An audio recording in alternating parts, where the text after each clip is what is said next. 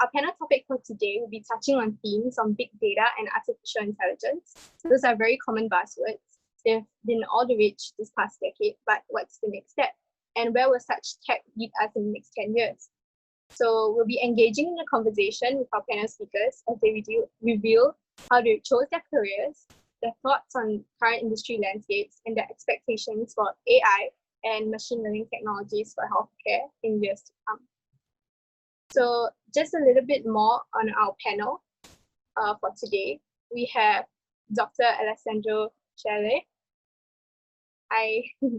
He's a senior data scientist at IHIS and he holds a PhD in physics for the University of Camerino in Italy, specializing in quantum optics and its applications for quantum communication and quantum cryptography.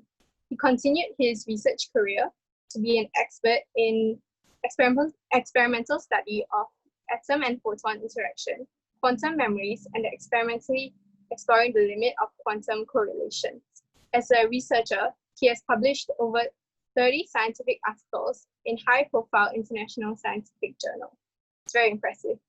Recently, Alessandro has also dedicated his efforts to improve Singapore's public healthcare by leveraging on his analytical skills and knowledge of machine learning and AI. Next on our panel, we have Dr. Pascal Boschar-Cannon from Hallmas. She's a senior data scientist at Hallmas, and she holds a doctorate in cell and systems biology from the University of Toronto, where she specialized in neurobiology and cellular dynamics. So far we have two panel speakers that specialize in physics and biology. She has a passion for data and complex problem solving and believes that healthcare, analytics, and data science was where she can make the biggest impact on people's lives.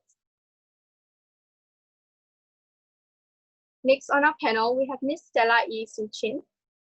Interestingly, she's SSC alumni as well from NUS. She's currently a data scientist with SGX Data Science team. She started her career as a technology associate at SGX and was the solution architect for a derivatives bilateral trade registration system before switching to the data world. As part of the MSc Business Analytics program, she implemented TensorFlow and PyTorch models for a healthcare application at NUS Suzhou AI Center. Last but not least, we have Mr. Ng Chi Chiu. He's also an SSC alumni joining us today. He's a certified Scrum Master and Project Management professional. He graduated from NUS in 2004 with honors in computer engineering. He has over 16 years of experience of web project development and business management experience. He founded his first company in 2003 and WebSparks in 2008. WebSparks focuses on creative works and application development in the government, healthcare, and education sectors. It is now over 70 staff strong and with a growing presence in Singapore and Vietnam. He'll be sharing his opinions and thoughts as a consumer and a learning and late entrant to the big data and AI world. So it has been 5 minutes. Thank you for listening to me. Yap Kai, our student moderator, as well as the NUS Business Analytics student will take over. Yap Kai. Okay, thank you, Kimi, for the introduction of our panelists. And good morning, everyone. Welcome to the panel discussion regarding big data and AI. So as per the topic, we can see is actually big data and AI. They have been all the rage in the past decade. And what's the next step? So maybe I just want to share a little bit more about, the details of this. So forecasting the numbers of COVID-19 death cases in the Centers for Disease Control and Prevention in the States, predicting when economic markets, travel, aviation industries will bounce back post-pandemic. These are small examples of how big data and artificial intelligence has helped us navigate through the tumultuous times. So big data and AI is a powerful tool that has been on the rage over the past decade. But where will it take us next, especially in the difficult time? So let's listen to how our panel speakers choose this as a career, their thoughts on the current industry landscape today, and their expectation for AI or machine learning technologies for the healthcare in years to come. All right, so today we are very, very honored to have 4 speakers on the panel. So we have Dr. Pascal, Dr. Alessandro Cerè, Ms. Stella E. Suchin, and Mr. Ng Chi Chiu. So I just want to mention to everyone that Dr. Pascal, Dr. Alessandro, and Ms. Stella, they are the data scientists. And for Mr. Ng Chi Chiu, we'll focus more on the consumer side of big data. And that's where I think our discussions will be pretty fruitful in looking at all different aspects. Okay, so before we start shortly, okay, for all participants, do note that there's a Q&A link in the Pigeonhole link itself. So do remember to go into that link to actually raise your questions. But of course, I also encourage everybody to actually, raise your hand if you want to ask questions live. We will unmute you, and we will unmute you at the right time in order to ask your questions live, to the panelists. Okay, therefore, we shall begin, and we hope to have some questions coming in first. Yep, and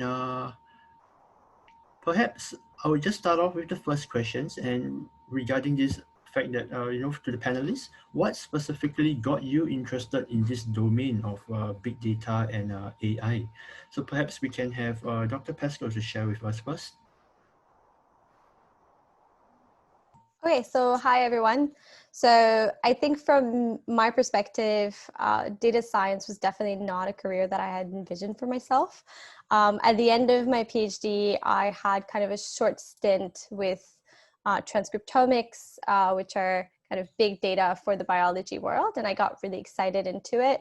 I wanted to transition into tech, and it was quite challenging.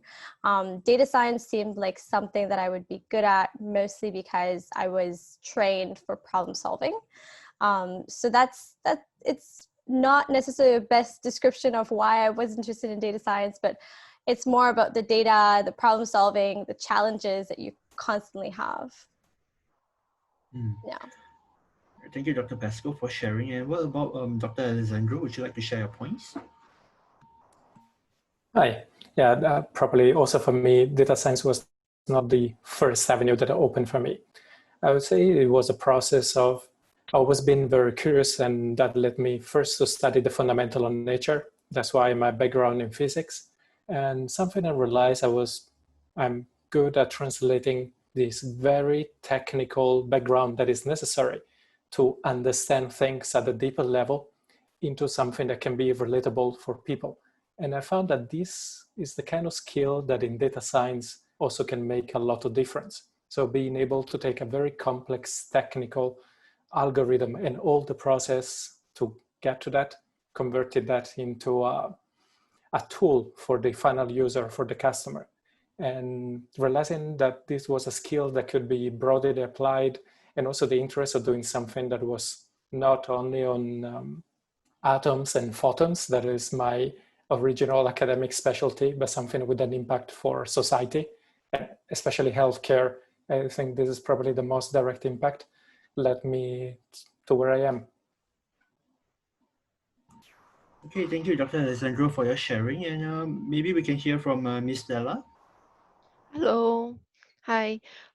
Interestingly, similar to previous two panel, it didn't start off as I wanted to be a data scientist.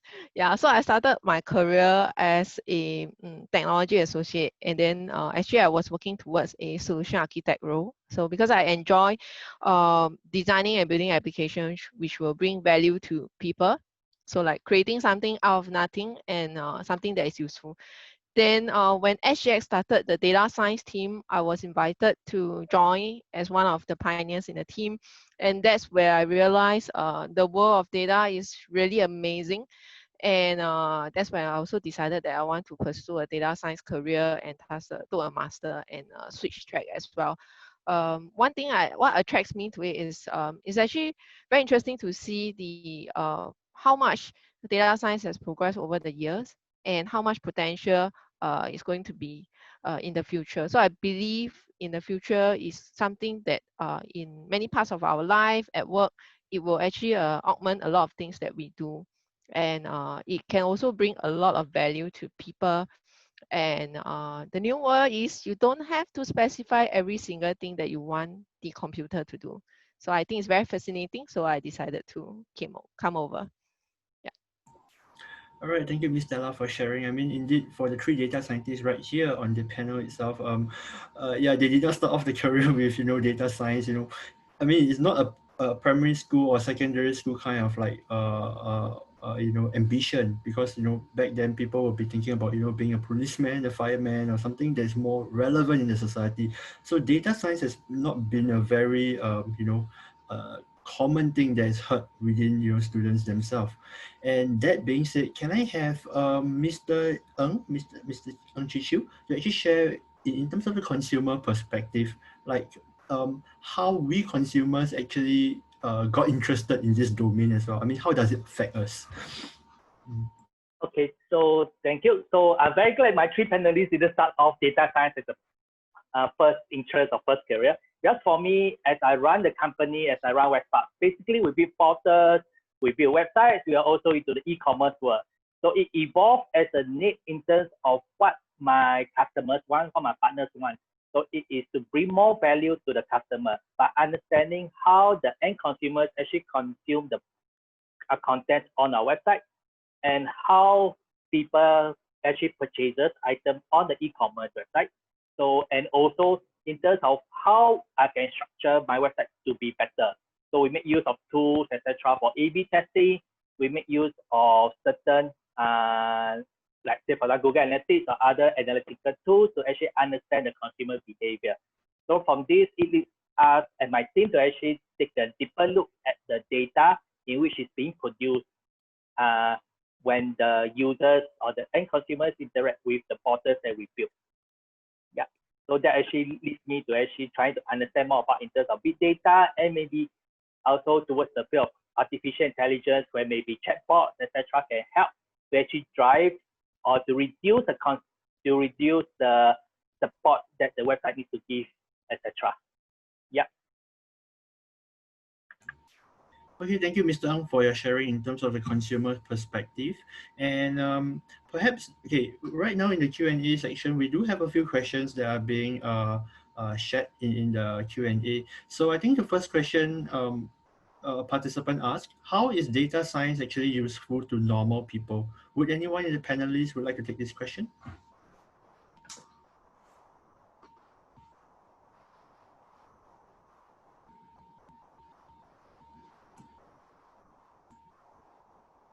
Sorry, can I jump in? What is the definition of normal people?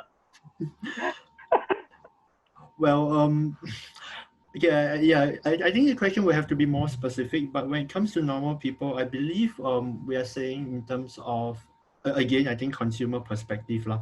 So when it comes to consumer itself, data science is not just very upfront, something that you can see right upfront. We are looking at databases or anything a bit more sophisticated.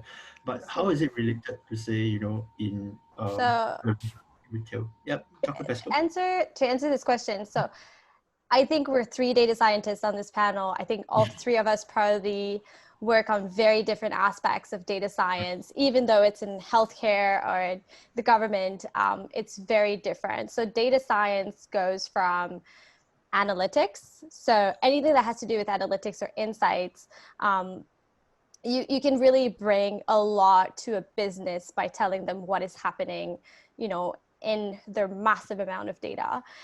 So everything from getting the data out of the database all the way to insights for business are extremely valuable for foresight and prediction of what can we do or what is our next step.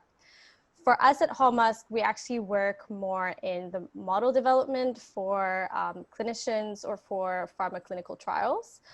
So in those perspectives, maybe doctors are not normal people, but what we're actually trying to do is enable clinical decision supports. So how do you actually improve healthcare outcomes through decision support tools, or how do you actually help pharma companies do better clinical trials that will, of course, succeed much better. So it's very different, and each model that you use is going to be for a different goal. So I'd say, to answer that question of, is data science for normal people? Data science is quite widespread and has multiple functions. It'll touch pretty much everything of a business. And I think that's why a lot of businesses are hiring data scientists. Yeah, so maybe the others can talk about it. Maybe I can add on a bit. So because me and my fellow data scientists at work, right, apart from doing work stuff, there's also things where we try to apply our skill on. So I have friends who or colleagues who apply data science skill to understand HDB prices. You know, as the world starts to open up to publish their data, there's actually a lot of areas that you can use it for. Then there's an example of where, for example, sometimes when we look at a bird in a park, so what is this bird? Or a fish, what is this fish? But actually we can build a model that train upon all the different species of birds and fish and all the different animals. And with a photo, the model can tell you what is this. Yeah, so this actually comes into how I think it comes into our life and stuff like that. There's actually a lot more application. So like what Pascal mentioned, that is quite there's a very wide area of domain that it can be applied to. Yeah. And probably to add on, data science can be seen as a lens through which to see the world. We're humans, and our human brain tend to see things one or twice, and we make our mind on that. But we often miss the bigger picture. And that's why data science is a way to gather the data and infer something about the world that is more objective and more connected to reality. At the same time, create decisions based on that. To give some historical perspective, data science has been very useful to normal people for a long time. You have a spam filter on your email, and that is already an early use of data science. And every time you interact with a technology that use voice recognition, there is a data scientist, or actually a lot of them, that have been working on that. And so data science is extremely useful. Now, getting on the technical side, how the techniques of data science are useful, well, allow us to look at old problems in a new perspective, and also to think about new problems that before we didn't even know existed. So from the technical side, data science is an enabler that allows us to move past the use cases and to design new ones. Right. Thank you, panelists, for the sharing. And I believe, yes, the content definitely has been very comprehensive in the in this aspect. And actually, moving on to actually the next question. I mean, since our topic is about what's coming up next, right? So, in what ways has the industry actually changed since you started working?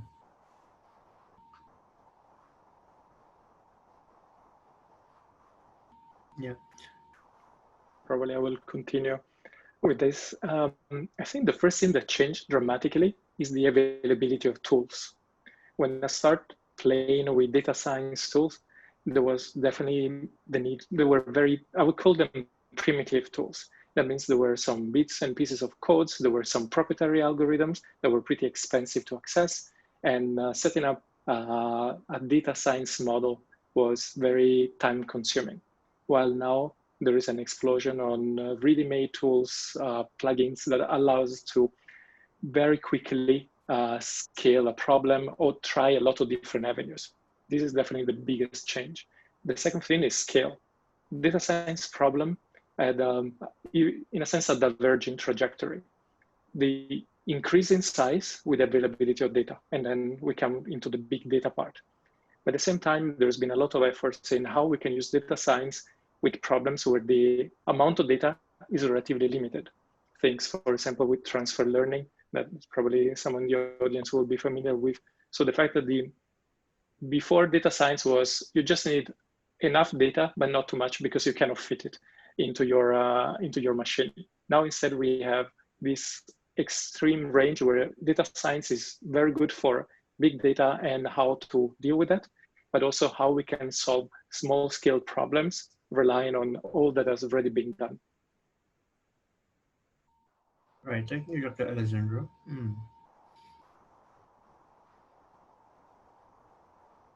Anyone from the panel take the question as well? Oh, Dr. Pascal? Yeah, so I think, so this is from the machine learning perspective. So I think before data was always stuck in databases. It wasn't really explored. So anything that was real world data for healthcare was kind of secured and untouched.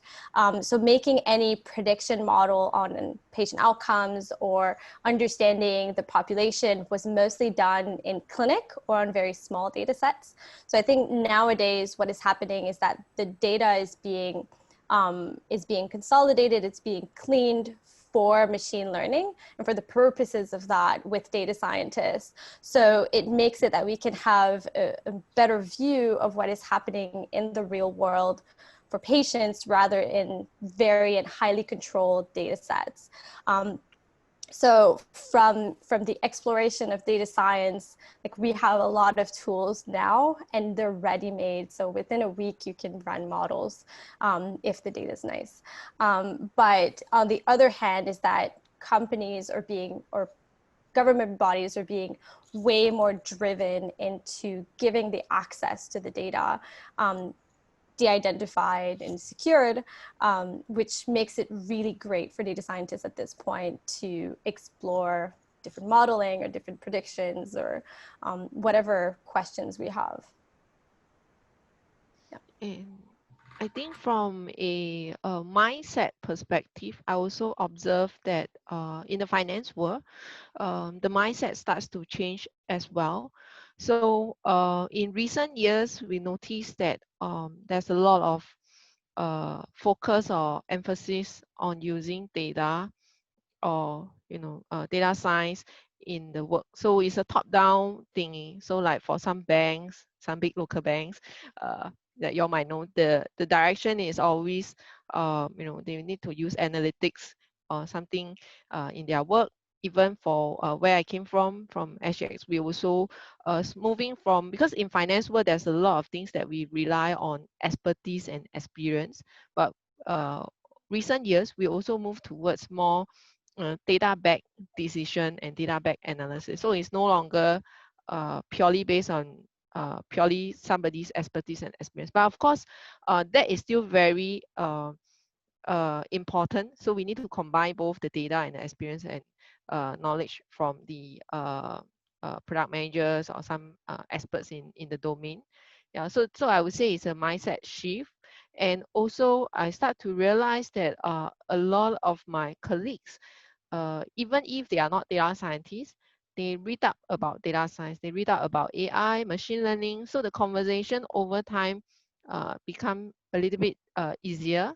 So from where we begin with, we need to explain what is machine learning, to now we can talk to them about what is a random forest. Yeah, so that's some of the observation I observe. Yeah. Right. Thank you, Ms. Della, for sharing as well. I mean, big data and AI has actually came a long way. I mean, it used to be very, I would say, unknown to the public. Then when it comes, to recent years, as technology gets developed really quickly and advanced, people start to get very interested in terms of big data and artificial intelligence. They look into different kind of implementations to make machine learning and algorithms even better. And yeah, things has been pretty mind-blowing, in the recent years. So with that in mind, can I just ask Mr. Ng Chi Chu, okay, regarding this, how has the industry actually changed since then as a consumer? I mean, do we actually feel the impact? So I guess since when I first started versus now, the amount of data that we are facing is exponentially. So there's no 20 years ago, social media never existed. Is very in the infancy. Now everyone is talking about Instagram, Facebook, TikTok, etc. So all this convergence of the various social media data, we will also be a consumer. We also need to understand how much data, how much information everyone is putting onto the public itself. The next one will be in terms of e-commerce. So in the COVID situation, you see the e-commerce boom. Everyone is talking about online delivery, online shopping. You have your Grab Food and your Food Panda, etc., all doing on their online business. And all this is the trove wealth of information in which everyone can actually harness together to understand more of the consumer analytics also. In terms of e-commerce wise, before COVID, where everyone is shopping online and offline, we are also looking at how the e-commerce world and the physical shopping can merge together. We can identify a person, okay, from his online shopping, be it on his mobile phone, on his laptop, and in his physical person, and make a better understanding of how the consumer behavior is like. Yeah. So that will be in terms of as a typical consumer, be it in the social media or in the e-commerce world.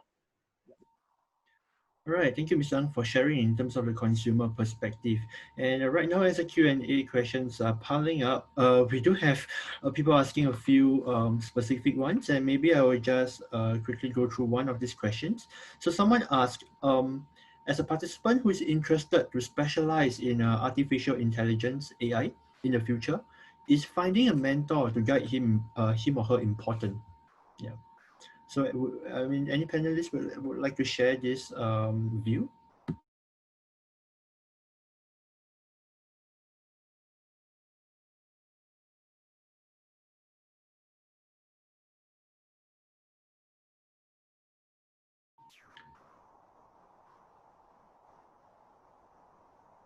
I mean, of course, when it comes to this point, speaking of AI itself, it can be very complicated, and definitely I believe participants or even students themselves who are very interested in looking into this aspect would require some guidance, and therefore perhaps the panelists could actually share in terms of the experience and maybe some guiding pointers for the for the participants. Yeah. I think for the in terms of mentor, probably it's not just specific to AI, but in terms of maybe your career and stuff, having a mentor definitely helps. And if you are very specific about AI, I would say finding the team. So join a company with a team that is that makes out of a diverse and a good learning environment in the data science team. So that's very important. So we actually learn from one another in the team. We bounce off idea, we discuss, and that helps us to grow in this AI or data science journey. So the team is important, and having diverse background in the team benefits a lot. So I think I'll substantiate this. So I'm from academia, which is very, very competitive, especially in a PhD. Everybody's running to actually publish something. So I think going into data science, I did my course with General Assembly, and it's actually the first time where I saw that we could actually work together on a code, and without any competition. It's all about working together. So when I looked for a job or a company, my first thing that I was looking at was actually the senior data scientists or the team leads that are willing for people to fail and learn and try different things, and they would actually have a good temper. And then after that, the team. I mean, if you have a good team who's non-competitive and wants to help, there's so many components in a project that not everything falls onto yourself. So I'd say going into the data science career, when you apply, when you're, and I do the interviewing, do your best, and everybody knows that you're not supposed to know everything, and show people that you want to learn, because as a data scientist, you'll never stop learning and you'll never know everything. So a diverse team, as Stella said. So at Hallmusk, we have people who are really good at NLP and people that are very good at computer vision or statistical modeling. And the expectations is not that you'll be an expert at all of them. Eventually, maybe, but not in the first 5 years of your career. So really, like the team aspects of data science is what I really like, actually. Yeah. Probably to add something to that, a mentor is good to have in life and professionally, but probably doesn't need to be for data science. What I mean with that, there's also quite a scarcity of people with enough experience in data science, with the fast pace at which it's moving, that can serve as a specific mentor for data science. At the same time, having either a role model or a mentor, but in general for how to approach business life is probably a good idea. But specifically for data science, the risk is that the person might be already outdated. And this is also true for all of us, because the field is moving very fast. And by the time you focus in developing one model, solving something, you don't have time to catch up with the rest.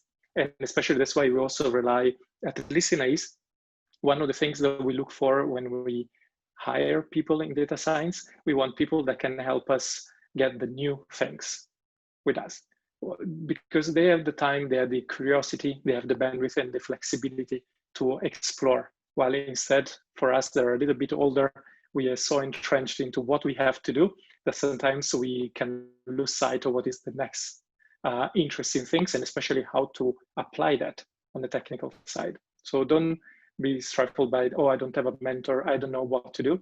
Explore with curiosity, identify what are your goals, and find people that are valuable for reaching it and for teaching you what is the mindset, but then develop your own skills.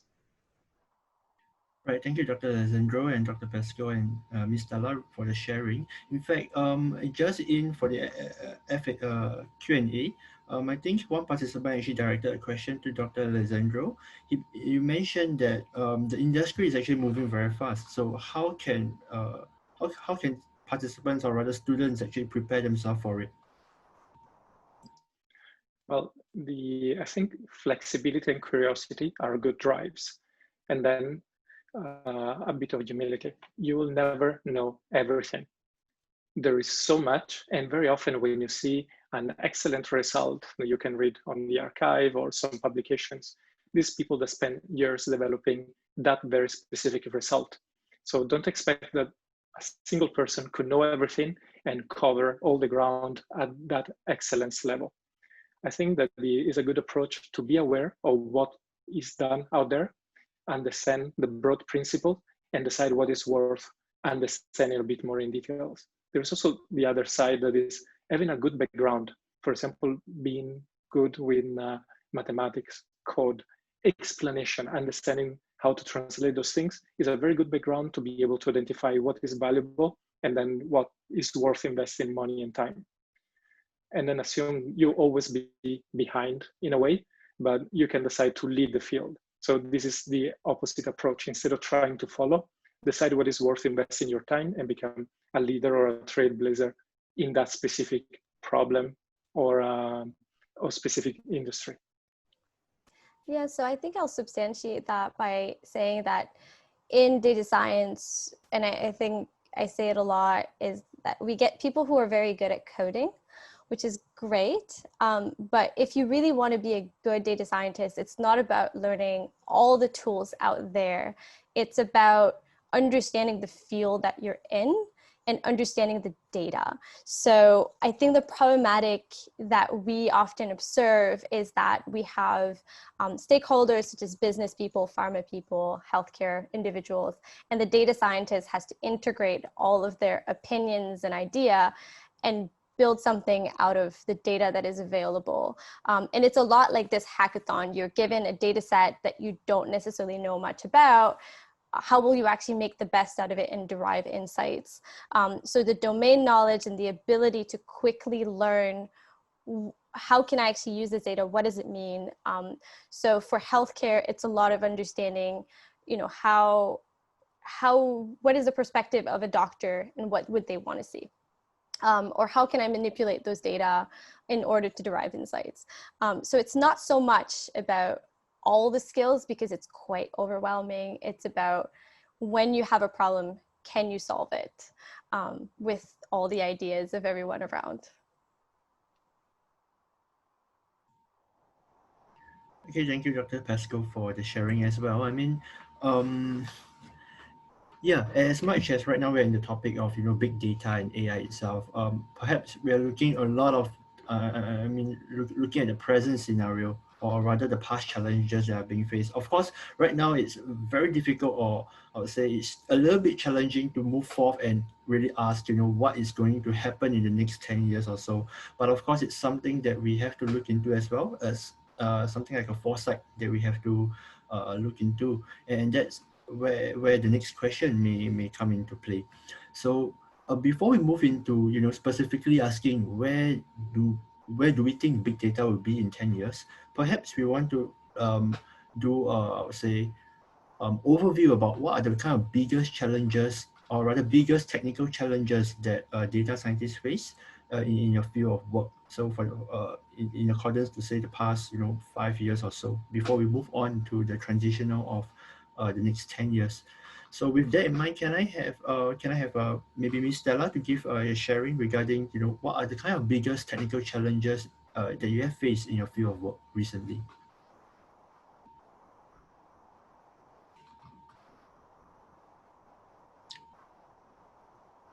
I'm sorry, Miss Stella, I think I can't hear you.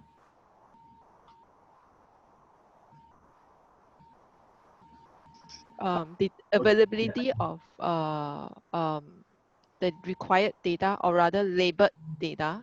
So sometimes it's not just about spending the effort to label. There are scenarios where we don't know what is the truth, the universal truth, right? But so how do we make that a trained data set? You see, so that is one of the things that we encounter in our course of work. Then the other one is not really technical, but it's actually more of how we manage the stakeholders. So traditionally, when we, like for example, if you do software development, you give the developer 3 months, they definitely can produce something. Okay, but now we need to tell our stakeholders that you give me 3 months, I do this research, it may or may not result in an insightful, we may or may not be able to give you new insights. So that's something that is like, wow, so you're telling me maybe 3 months later I don't get anything, that kind of thing, right? So although that's usually not the case, even if we don't have something very new, at least we have a scientific approach to back their intuition. So that's the finding, and that's what we can share with them. But so that's one thing that is really a different mindset for the stakeholders. And the other thing is it's probabilistic, right? So they are very used to, especially in the finance world, precision is very important. So they always go for 100%. Anything less than 100%, I think they are very concerned whether we can bring this to MAS and propose. Yeah, but modeling, data science, AI is probabilistic. So it's very hard for us to tell you, I can guarantee you 100% we can identify this is a fraudulent trade, for example. So they need to understand this and understand that how this can be, this can augment a human manual review, for example, and why it's worth exploring and adopting AI or data science. Yeah. So those are the few key challenges or things that I observe. So I'd say for the healthcare industry, I think there's two main things. One is data and the other one is adoption. The first part with data is that the data capture, or the kind of like having the database consolidation for healthcare data is still underway. It's going slow and surely. I think Singapore has a really good system. We work with the UK, US, and China, so they have very different systems. So I think having that done and really well described, and not just because we're consolidating data, but we're trying to make data science out of it and integrating data science afterwards in there for dashboard, for clinical support. I think that is the main area of challenge, not so much in the technical aspects of data science. I think, as Stella said, data science is accelerating really, really fast. It's about having people trust data science and wanting to use it and understanding the value out of it. And also, how do you, yeah, go ahead. Oh, sorry, I thought I heard someone. So how do you actually go through policies? How do you actually go through legal aspects of getting it integrated to have data privacy as well as insights? Going forward, there's a lot of paperwork, I'd say, or organizational aspects, way more than technical aspects. of what Pascal and Stella described definitely resonates with healthcare and apparently across all data science, and especially talking about healthcare. And in ACE, we support the running of the healthcare institutions. So definitely data and the quality of the data is always a very big challenge. Doctors are busy, and we know we want their best time to be invested in patients and not in cleaning data. So this creates, of course, as an output, very dirty data a lot of the time. But probably I wanted to bring up probably a very specific technical challenge, just to give an idea also where data science can help. We tend to have a lot of dirty and sometimes not complete data, but we tend to have a lot of data about sick patients. We tend to have not very much data about healthy people. This creates what is called a bias. That means that we have a lot of data that, but we don't have a baseline. So we don't have a real comparison to understand how sick is someone compared to a baseline. So this is, for example, a very technical challenge. All our inferences are based on a population that we know is already being selected. And this is one of the main examples of biases. You can imagine a lot of other biases that can appear due to socioeconomic status, gender, and so on. So this is one of the technical challenges, and especially when working on healthcare, it's very important to be aware of these biases, manage the stakeholders on what this means, and also what are the limits of what is possible to achieve, and possibly even design strategies how to get beyond that. For example, collaborating with non-institutional partners. Think, for example, the collection of data with wearables, and now are becoming so common, and this can help create baselines. So it's interesting how these challenges push to think beyond just the model. What's the best model? If I should go for a deep learning or a simple classifier, and instead consider how to solve the problem in an holistic way. But of course, this is just one. You can imagine this is summed up with all the technical and organizational challenge presented before. So I think from a data science perspective, when we build models, and kind of to substantiate what Alessandro said, is that a model cannot only learn about sick people, or else it'll only predict that people are sick. So if the data is lacking about healthy people, then how will you actually predict that they'll be fine? Models are very, very stupid in a way that they only learn whatever they've been given. So that's why in any situation, you want to have such a generalizable data set that has everything that you actually need, which is representative of the population.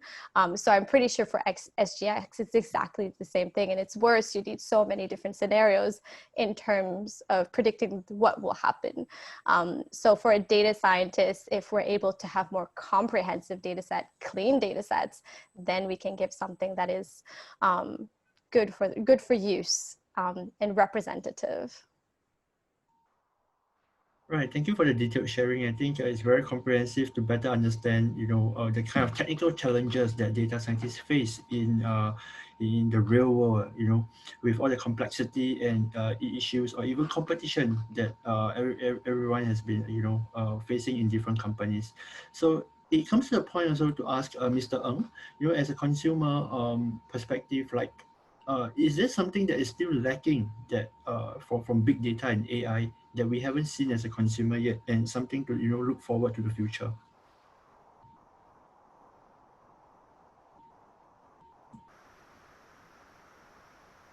So for me, I will be keen to see how data can help a typical consumer even more.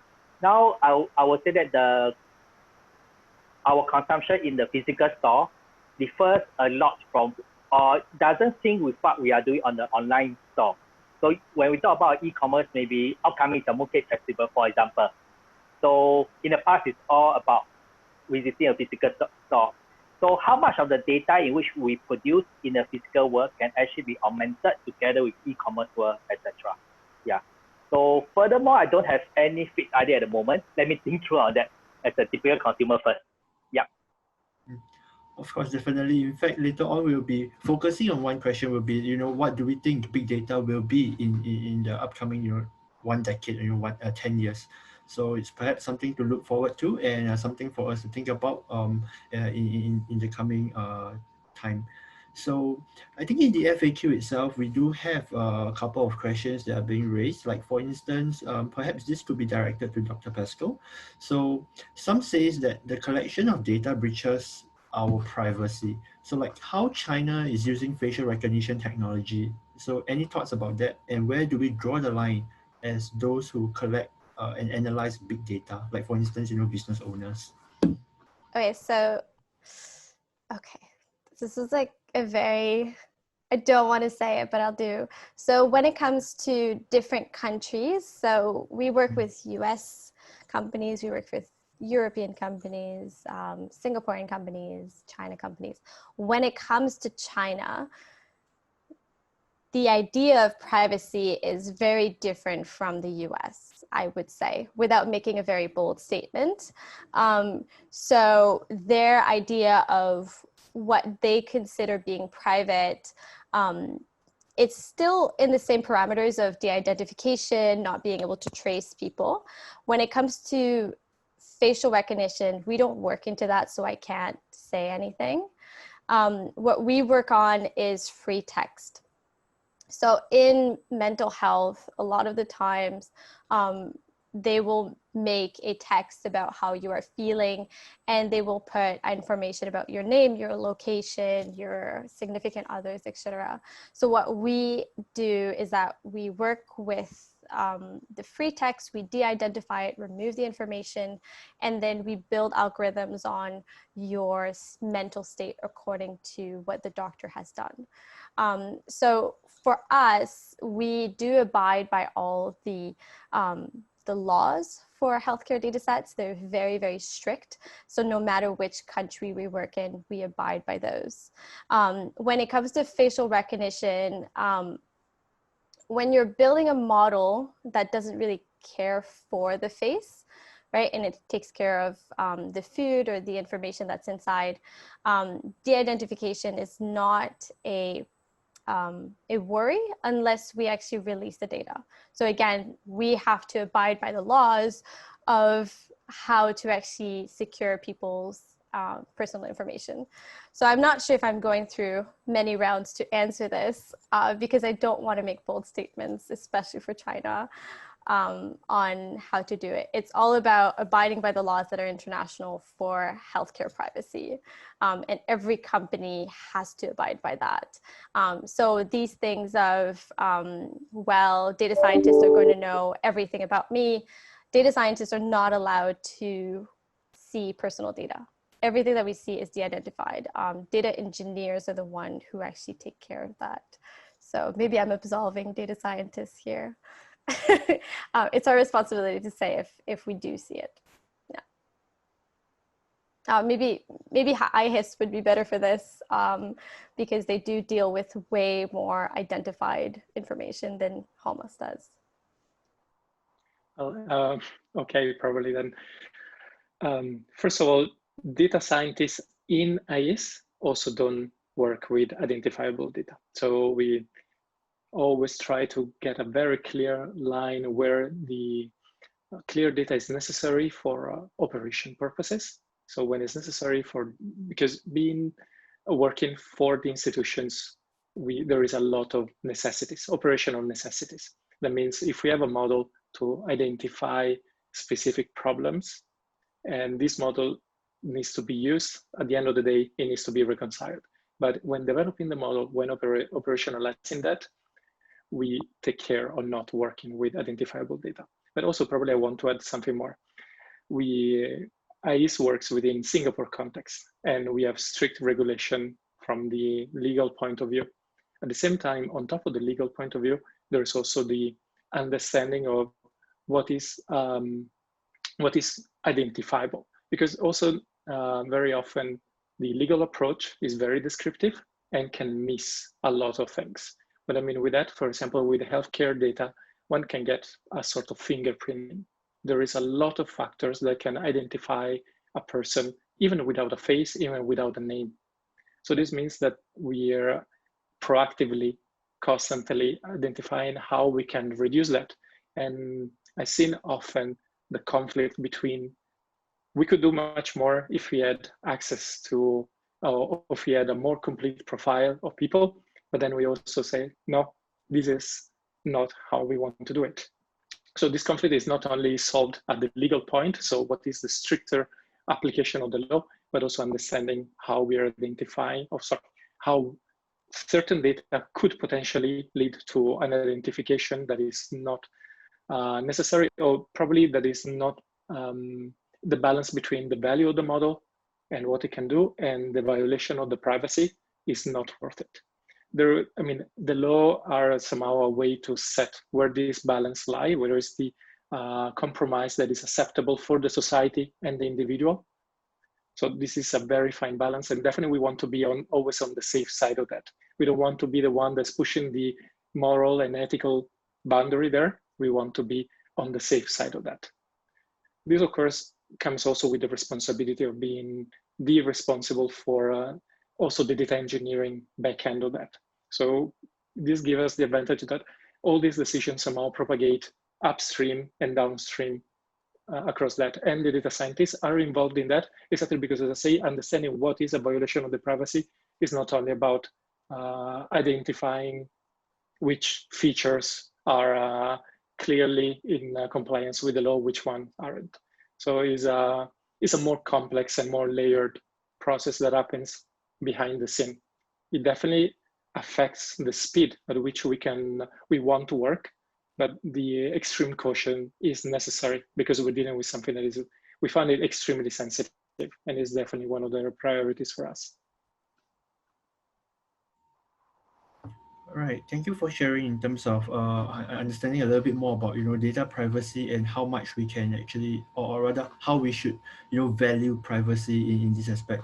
And as what Dr. Pascoe mentioned, I think it's very important to be very, I would say, tactful and proficient in terms of understanding international laws and ensuring that we do not offend any countries and such. In fact, right here in this scenario itself, things can be very complicated.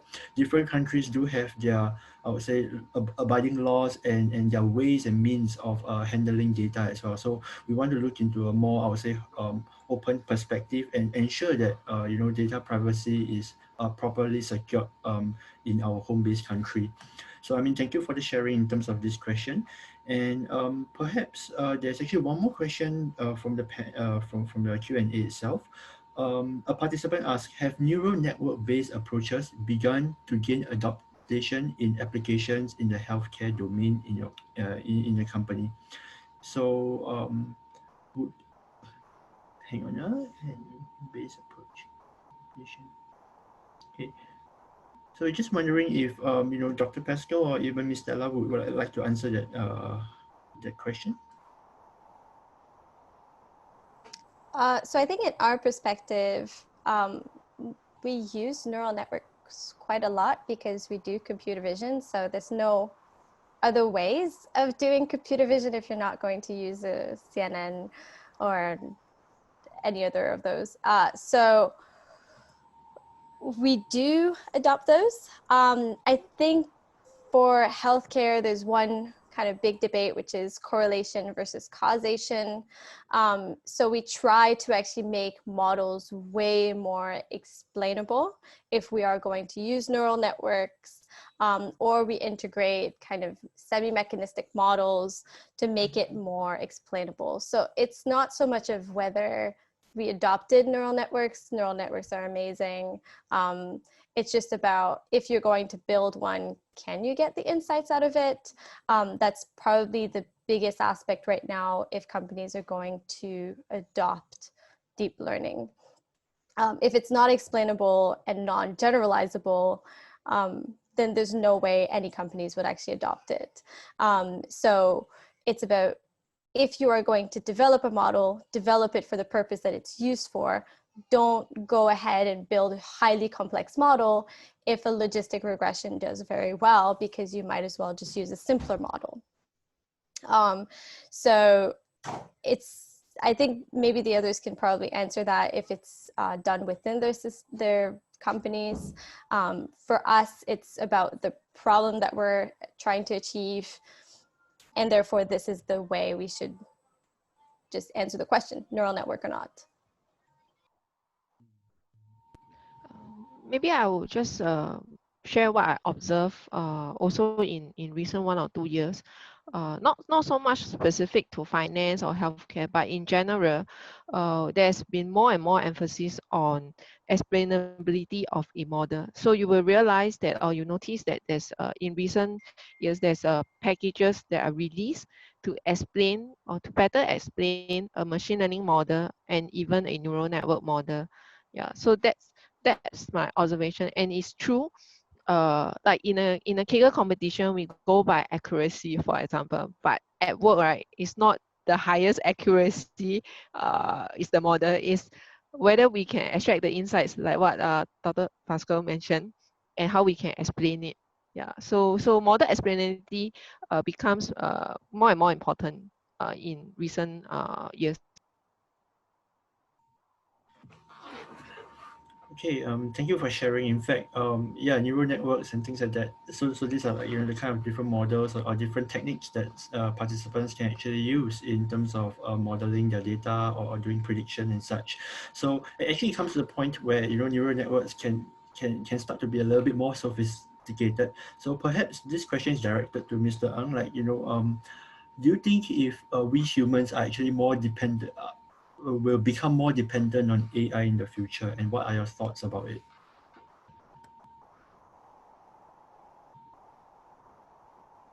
Okay. Short answer, yes. Okay. AI will help us in a lot of things. So looking at, like say for example, you have your chatbot, all those, you have your online, you have your various financial systems which make use of AI behind it. You got your various tools to help you to, like your robot advisor, to help you in terms of making your investment, all this. So all this behind will have a lot of the data, a lot of the AI. And this one, you can see that a lot of different startup companies are actually getting into this scene and building new and more exciting tools which will bring more value to the consumer. So in this, we see more than 100 participants. I'm sure some of them are very excited to build new tools to bring better value to the consumer. Okay. At the same time, if you look at Singapore just alone, okay, there are so few people maybe in the service center. You got your very few who are willing to do maybe help desk support, etc. All this. So all these repetitive tasks, okay, all these tasks which can pull from certain data set behind. Okay, this will be a very good use case for the data and for the AI tools to actually help them to augment the actual people who need to produce these various tasks. Yeah. All right, thank you, Mr. Ang, for the insights regarding if humans can, or rather how humans are becoming more dependent on AI. And I believe definitely it does impact our lifestyle as well as how we view the world. Right. So based on the Q&A, I mean, there are a few more questions. So one particular question that the participants raised is that there seems to be some progress in research in the use of technology in medical diagnosis. So are there any more specific research done to advance medical technology beyond diagnosis? So perhaps we can raise these questions to say Dr. Alessandro first. Sure. Well, I would say that there is a lot of research in all the different aspects of medicine, both the clinical side, the patient management, pharmacology, and there are so many different streams of research. I don't know where to start.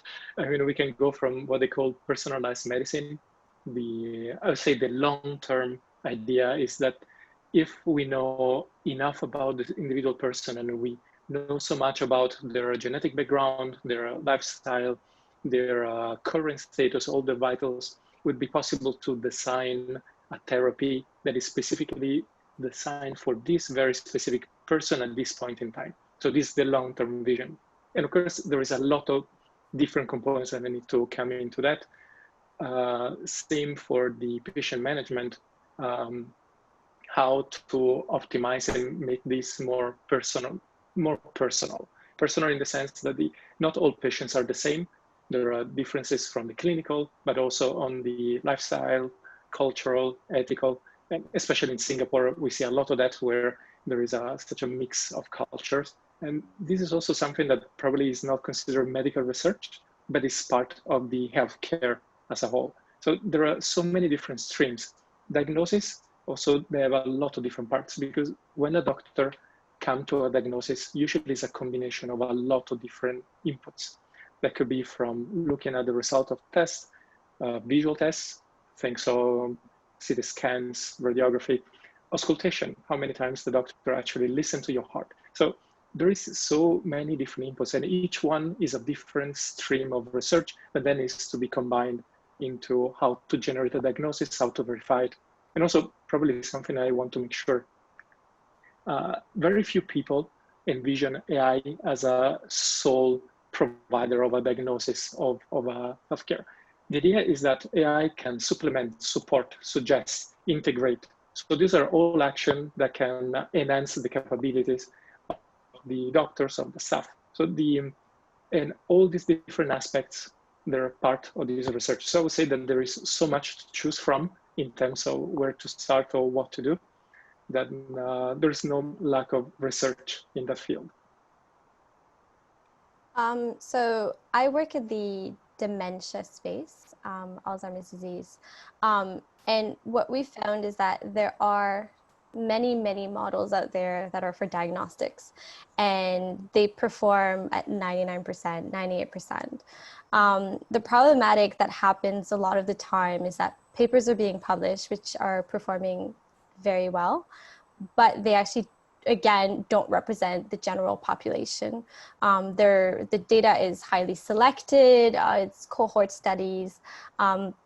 So even though it seems as if the modeling is doing amazing in real world settings or on real data, this is not the case, mostly because one, the data is not captured, or two, the data is actually very sparse. So the new phase of modeling is more on, not only can we actually diagnose for this cohort study, but can we actually diagnose a normal, healthy patient that would come in the clinic that may have multiple comorbidities or multiple disease at once. And I think this is kind of the challenge going forward. So if you are kind of a student looking at all these papers, and they are fantastic and phenomenal, and they're done on cohort studies, you might be quite shocked going into the real world as a data scientist, because your models are either not going to be performing as much, or your data is going to be taking you 3 months to actually set up. So it seems as if we're actually really great at diagnostics, but we're still developing things that can be done in clinics. As Alessandro said, patients will actually come in at irregular intervals. So it's more about what does it mean to have a prognosis, or to have a outcome or a risk factor. Those models are actually more important than diagnostics, I would say. And those are kind of the new challenges going forward, which is not only saying this patient has Alzheimer's. In the field that I'm working in, having a diagnosis of Alzheimer's doesn't help you because there's no cure. So what's more important for the healthcare now is saying, this is actually your risk, and this is your prognosis, or this is how you would actually be, to actually prevent. Like, preventive analytics is much better than diagnostic, I would say, but they also come with their major challenges for real world. Right. Thank you, Dr. Pesco and Dr. Alessandro, for sharing in terms of the medical advances and possibilities in terms of data modeling in the healthcare aspect. And that being said, I mean, as we advance into big data and AI as of now, perhaps we'd like to ask Mr. Ng, okay, regarding this question. So this question is actually with regards to, say, COVID-19. So COVID-19 as of now, it has been a raging thing across the world, and on this specific itself, should we actually be worried? And this comes to a question whether big data and AI can actually help to possibly look into future black swan event in the, black swans event. Yeah. So the first question is, should we be worried? Yes. In terms of the whole economy, or in particular Singapore, the economy, the recession at the moment is the worst since modern Singapore was built. So the whole, if you see a lot of shops, all this, the whole economy, everyone is closing down. That's in Singapore. You take the US and other countries, there are even more bankruptcy and more cases, which are being surfaced on a daily basis. So it is definitely something to be very worried about. The aviation sector is down by more than 95%. Okay, travel industry is almost zero at the moment. So these are various key things which every consumer is very worried about. However, in the IT, the big data, in the artificial intelligence world, where the students or the majority of participants are in now, I would say this is a very good area to be in. Okay, this big data, etc., has helped in terms of, let's say, for example, in terms of the Trace Together app. Okay, how to trace the various concepts that a person has made. Okay, and other usage, like for example, maybe in terms of even for towards the cure of the vaccine found for the COVID-19, etc. So these are some areas which I strongly believe that big data and artificial intelligence will help. Yeah. In terms of preventing future black swan events, as a black swan event is totally unpredictable. I am not sure how much it can prevent, but with more data, okay, maybe it can help us in terms of predicting some of the necessary supplies. Like you have, when first COVID situation hit Singapore, you have your food supply, which is disrupted in some cases, some areas where people hogging toilet paper, there are people hogging eggs, etc. Okay, maybe you can also predict in terms of how much medical supplies is needed, how much mask, etc., and how we can augment the world supply to better meet the needs of each of the individual countries. So cross fingers, we don't have any more black swan events appearing, but yeah, that's a bit unfortunate and a bit hard to estimate also. Yep. Okay, thank you, Mr. Ang, for the sharing. And right now, perhaps I could also ask Ms. Stella, okay, regarding this situation. I mean,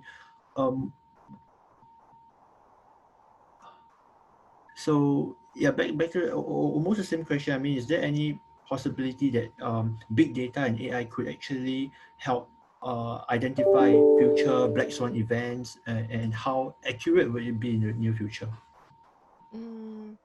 I think from a finance sector point of view, there's certainly some trend that we observe. Like maybe some of you have heard of, like there's sort of like a 10-year cycle in the financial crisis kind of thing. But it's not always precisely at the 10th year. So there's some trend, but it's very hard for us to pinpoint and say, with 100% certainty that next year we're going to have a black swan event, or 5 years later we're going to have a black swan event. Yeah, there's some telltale sign, but at this junction with the technology and knowledge that we have, I think we cannot accurately predict that it's happening.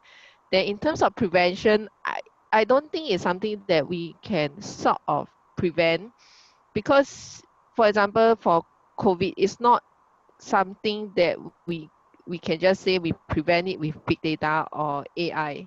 Yeah, it's a lot of things happening in the world. Yeah, it's more of when we see certain telltale sign, how can we react to it, or how should we react to it? Okay, thank you, Ms. Stella, for sharing with regards to this matter.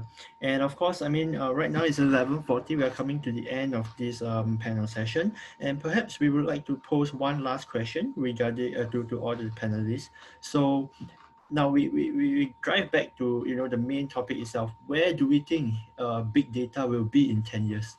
So perhaps we would like to hear from maybe all the panelists in terms of your personal view. Where would big data be in the coming 10 years? So maybe we can start off with, say, Dr. Pesto, if you don't mind.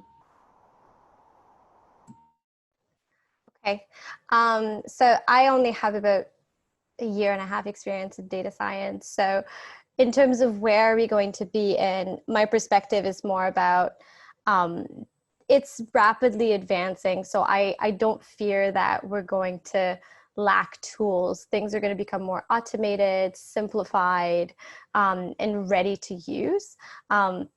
I mean, I think what they're discussing is also that, you know, it's almost like speech to code, which is something that is obviously you can just click a button and your lines of codes are done. So perfecting your code is probably something that is going to be done through AI eventually. I think that's more seen in web development than data science because there's a lot of cleaning, a lot of manual work. But I think data science will advance according to the fields as well. So if there's a lot of technological advances in the field that you're in, data science is just going to catch up and profit from that. That's from my perspective, because I'm looking at it from the healthcare. If healthcare gets more integrated technology, then data science can do more, and vice versa. So I think that's from my perspective. Yeah.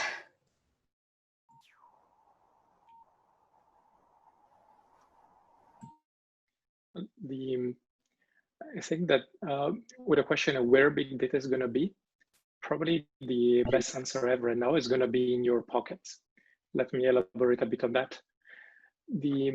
Before we were talking about confidential data and how the private data, on the one side, we want to aggregate it to be able to build useful models. At the same time, we want to protect it. And the more the general public becomes aware of the value and how sensitive this data is, the harder it will be to aggregate it. That's why I find that one of the trends that is more interesting is what is called the localized secure computation. So the idea is that the computation with the data doesn't actually need to travel from the user, assuming that there is enough compute capacity, to the central aggregation for model training or prediction. So what I foresee in the future is that if we solve the technical challenges, the cryptography is a pretty complex part of this delocalized computing. But if we can solve these specific problems, and with the constant increase in compute and memory in our personal compute devices, think of your phone, we probably will be able in the way that there will be models that are constantly trained without violating the privacy of the individuals. So being able to combine data at the same time, the anonymization will be summed up with this cryptographic approach. So in this way, we can increase the amount of data. So we'll go really to the scale of big data. In healthcare, we're still not at the scale of social media. So when we talk about big data in healthcare, we're always very, very careful. If we could scale that to real size big data, at the same time increase the level of security and privacy, that's the moment where we can see the explosion and the adoption of many of these models, together with the capability of explaining what these models are for and how they work. Yeah, and from a high level perspective, what I see is data science or AI, big data now is the hype, but it will become a norm in the future. Like for example, 20 years ago, every company have an accountant or accounting team. And then after that, we see technology is a hype. But now when you look at it, every company has an IT department. So I feel in future, what we will see is every company will have a data science or data team, and data science or AI will become more commonly used. And we'll also start to see more of this in our daily life, in various areas, like what Dr. Alessandro has mentioned, maybe in our pocket, and then maybe in transport, the autonomous driving, maybe you solve all the parking challenges that we have and all this. So there's a lot of application, and the adoption will go up. But no worries, it's not like tomorrow is going to replace all the jobs. Actually, I think we are far from being 100% replaced by AI. I think even if you see it seems to advance quite a lot, but in actual application, you will see that it's still quite a gap there. So the future that I see is more of, we will see AI augmenting our daily life in various aspects, and people will be more acceptable, maybe not so scared of it replacing of replacing our job or our role. And also we will also start to think about how much the balance, how much do we want to release our data, balancing how much convenience we get from all this, right? So the more you release, maybe the machine will understand you better, and you get better service or better convenience. So that would be the individual consideration in future also. Yeah. Yep. So fully agree with what the rest of panelists have shared. So I believe that in the next 5 to 10 years, AI will still complement humans. So there will definitely be a lot of jobs. Maybe, so like what the Singapore government say, we will definitely upskill ourselves. So maybe the more boring, more mundane job will be taken over by AI, etc. But that will still need the human complement in some areas. In terms of the average consumer, I would suggest that there will be better tools for them to make use of the big data. Based on the big data, we're able to make better choices, be it in our purchases, like what Stella has shared, in terms of maybe purchasing a better property, a better HDB flat, okay, as a typical Singaporean. And also for the developers out there, they will produce better code, faster code, as what Dr. Pascala has shared, maybe a code automation tools. Then I will need to find new jobs for my developers also then, if that comes true. Yep. Okay, thank you, Dr. Pascal, Dr. Alessandro, Ms. Stella, and Mr. Ng for sharing with regards, how big data will be in 10 years time. In fact, right now, the media is widely available, and there has been a lot of coverage in terms of the technological aspect, and I believe everyone will be kept up to date in the near future. So any kind of trending matters, you can literally see it all over social media and the news, in a very short time to come, and therefore, with that in mind, thank you, the panelists, for sharing your thoughts about big data and artificial intelligence and what is raging, in the next 10 years.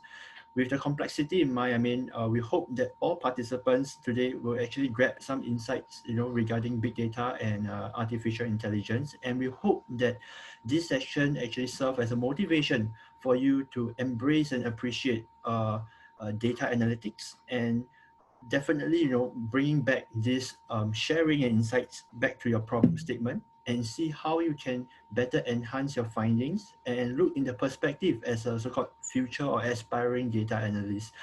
And of course, we understand that right now we have quite a bit of Q&A questions in the pigeonhole, and we are unable to fully answer everything.